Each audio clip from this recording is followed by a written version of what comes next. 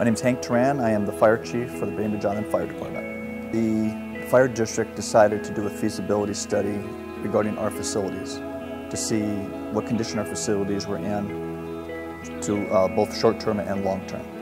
We decided to hire the firm McKinsey to do that work for us, even though we had some ideas internally of what our facilities were like. We wanted them to look at all of our facilities independently to see where they stood, as well as the possibility of a public safety building where we would broach the idea of combining the fire district with the police department to allow for some efficiencies. The summary really is that none of the facilities today meet accessibility standards for a new facility. They don't meet what we call essential facility standards that would be for seismic.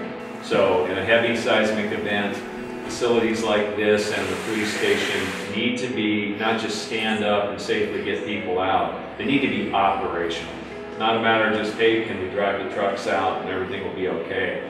No, it needs to work, because eventually this becomes a first aid home. This becomes an impromptu hospital. This becomes where people get their meals distributed if they're out of food. This becomes where people need to go. This needs to operate. That is not what this building can do today for you. It is not an essential facility. It doesn't qualify for that standard by any measure. The study looked at Station 23, which is our Phelps Road station, about extending the existing footprint of the building to meet the needs that we have there. To look at the needs of Station 22, which is on our south side of the island, which has some structural deficiencies, as well as a number of space issues. And then Fire Station 21, which is our headquarters, which looking at not just some structural issues, but looking at the space needs of our department that has more than doubled in size over the last several years. The firefighters' turnout gear, their protective equipment, has to be stored and cared for in very precise manner, and our current facilities do not allow for that.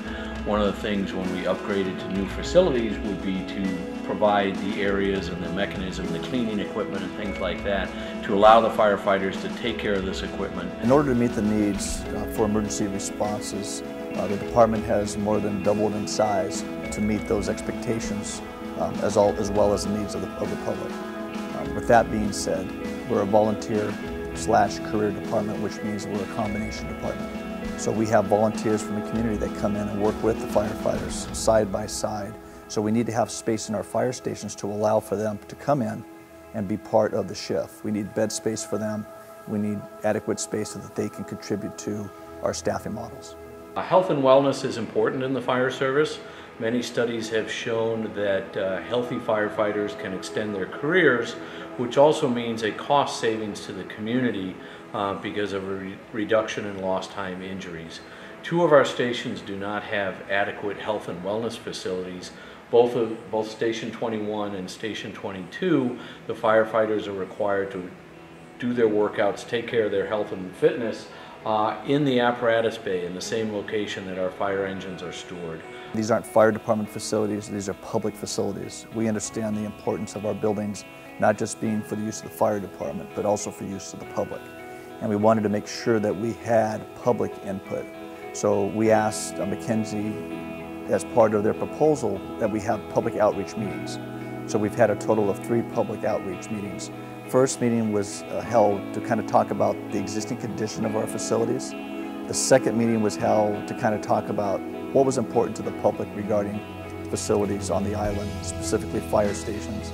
And then third was to bring both those meetings information together and have really a meeting where we were actually able to put our thoughts into pictures showing what those facilities would look like. We know it's difficult at any time to ask for new facilities. The fire district would not be going out asking for these facilities unless there were a need for facilities. We have done everything we could as far as maintaining our facilities, but we're at the point now where the maintenance is becoming more expensive than the feasibility of looking at the option of new facilities.